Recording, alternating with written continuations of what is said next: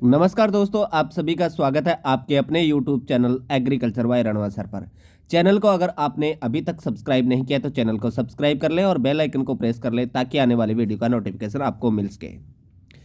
आज का video start करते हैं एक मोटिवेशनल कोट के साथ। अगर आप खुद ही खुद पर भरोसा नहीं करोगे तो कोई और क्यों करेगा। यानी कि आपका खुद पे भरोसा होना चाहिए कि मैं ये कर सकता हूँ, आप अपनी मंजिल को पा सकते हो, तो आपको निश्चित ही सफलता मिलेगी खुद पे। यानी कि आपका भरोसा होना चाहिए। वीडियो शुरू करने से पहले आपको मैं बता दूं दोस्तों, अगर आप हमसे व्हाट्सएप पे जानकारी प्राप्त करना चाहते हो तो हम इन नंबरों पे संपर्क कर सकते हो। उसके अलावा हमारा टेलीग्राम चैनल भी ज्वाइन कर सकते हो और हमें इंस्टाग्राम पर भी फॉलो कर सकते हो, जहां पर भी एग्रीकल्चर रिलेटिव नई नई पोस्टें डेली अपडेट होती रहती है। तो आज की बात करें, सबसे पहले today special point, Punjab agriculture university आपने सुना होगा पीएयू के बारे में। इसको मदर ऑफ ग्रीन रेवोल्यूशन कहा जाता है, यानी कि हरित क्रांति की माता किसे कहा जाता है, पंजाब एग्रीकल्चर यूनिवर्सिटी को, यानी कि मदर ऑफ ग्रीन रेवोल्यूशन कहा जाता है। नेक्स्ट बात करें, हरित क्रांति शब्द आप सभी को पता है, थोड़ी सी हरित क्रांति की बात कर लेते हैं। हरित क्रांति शब्द है वो सबसे पहले डॉक्टर विलियम गौड़ ने दिया था, जबकि हरित क्रांति के फादर है वो किसे कहा जाता है, डॉक्टर एम एस स्वामीनाथन को भारत में कहा जाता है। जबकि विश्व के अंदर अपने बात करें तो दोस्तों आपको पता है डॉक्टर नॉर्मन ई बोरलो को, यानी कि विश्व के अंदर हरित क्रांति के जनक कहा जाता है। ग्रीन रेवोल्यूशन के अंदर कुल 6 फसलें शामिल की गई थी। कितनी फसलें शामिल की गई थी? 6 फसलें शामिल की गई थी। ठीक है, आगे बात करते हैं, पहले क्वेश्चन की ओर बढ़ते हैं। हमारा पहला क्वेश्चन है स्क्रीन के सामने, रुद्राक्षी यानी कि रुद्राक्षी किसके किस्म है?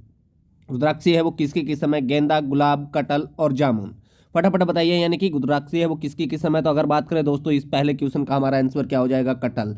तो रुद्राक्षी है वो किसकी किस्म है? कटल की किस्म है। नेक्स्ट बात करते हैं नेक्स्ट क्वेश्चन की, पूषा बिंदु किसकी किस्म है? यानी पूषा है, बिंदु है, वो किसकी किस्म है? तो याद रखना है, यानी कि अगर दोस्तों मैं आपको बता दूं कि अर्का बिंदु की बात करें, अर्का बिंदु है वो प्याज की किस्म है। अर्का बिंदु है वो किसकी किस्म है? प्याज की। जबकि यहाँ पर पूछा गया है पूषा बिंदु, तो पूषा बिंदु है वो किसकी किस्म है? बैंगन की किस्म है। किसकी किस्म है? बैंगन की किस्म है। तो याद रखना है आपको, यानी कि अर्का बिंदु पूछे तो किसकी है? प्याज की। अर्का बिंदु किसकी है? प्याज की है। जबकि अगर बात करें पूषा बिंदु की, किसकी हो जाएगी? बैंगन की हो जाएगी। नेक्स्ट क्वेश्चन की ओर बढ़ते हैं। नेक्स्ट क्वेश्चन है आपकी स्क्रीन के सामने, श्री गणेश निम्न में से किसका शंकर है?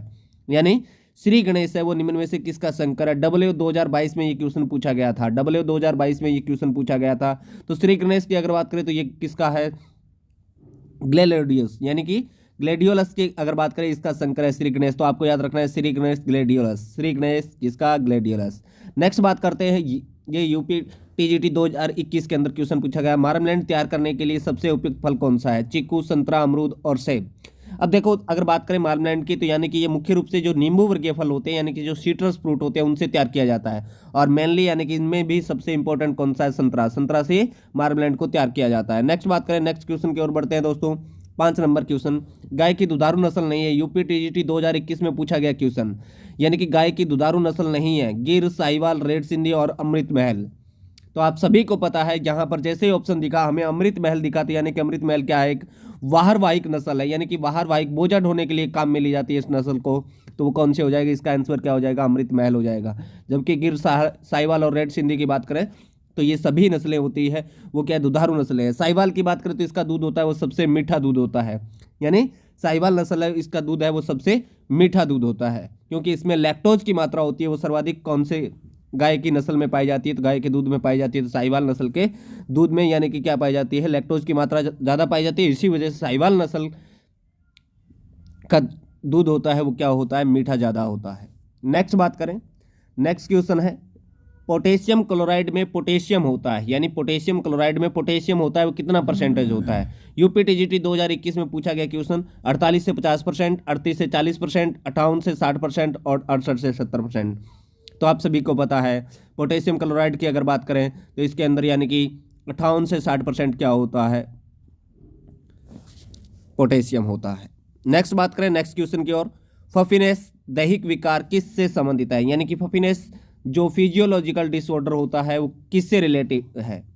तो यहाँ पर दोस्तों यहाँ पर ऑप्शन है वो क्या है? दोबारा ही सेम ही प्रिंट हो गए, परंतु मैं आपको बता देता हूँ। यहाँ पर अगर बात करें दोस्तों इसके अंदर, तो आपको याद रखना है ये फफीनेस दैहिक विकार है वो किससे रिलेटिव है? ये है टमाटर से। ठीक है, फफीनेस किस में होता है? टमाटर में होता है। ठीक है, सीधा डायरेक्ट मैं आपको उत्तर बता देता हूँ, यानी कि फफीनेस दैहिक विकार है वो किससे संबंधित है? टमाटर से है। नेक्स्ट बात करें, प्रजनक बीज के टेक का साइज क्या होता है? यानी प्रजनक बीज का जो टेग होता है उसका साइज क्या होता है। कलर तो बहुत बार पूछा जाता है, परंतु यूपी टीजीटी में पूछा गया कि उसके टेग का साइज बताइए। तो दोस्तों इसमें आपको याद रखना है, यानी प्रजनक बीज होता है, ब्रीडर सीड होता है, उसके यानी कि अगर बात करें टेग का साइज होता है वो क्या होता है 12x6 सेंटीमीटर होता है। बाकी सभी जितने बीज बच जाते हैं, जैसे अगर बात करूं मैं न्यूक्लियस सीड हो गया है, उसके अलावा अगर बात करें आधार बीज हो गया, इन सभी का जो टेग होता है उसका साइज क्या होता है 15x7.5 सेंटीमीटर होता है। जबकि प्रजनक बीज का टेग का साइज होता है वो क्या होता है 12x6 सेंटीमीटर होता है। नेक्स्ट बात करते हैं बसंत राव नाइक पुरस्कार किस क्षेत्र में दिया जाता है। ये क्वेश्चन AFO 2016 में पूछा गया था, बसंत राव नाइक पुरस्कार।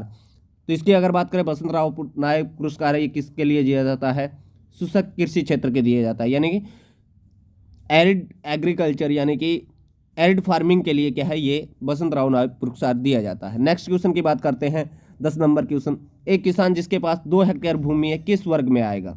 अगर बात करें अगर एक किसान है जिसके पास 2 हेक्टेयर भूमि है तो किस वर्ग में आएगा, तो वो कौन से में आ जाएगा, स्मॉल के अंदर आ जाएगा। किस में आ जाएगा, स्मॉल के अंदर।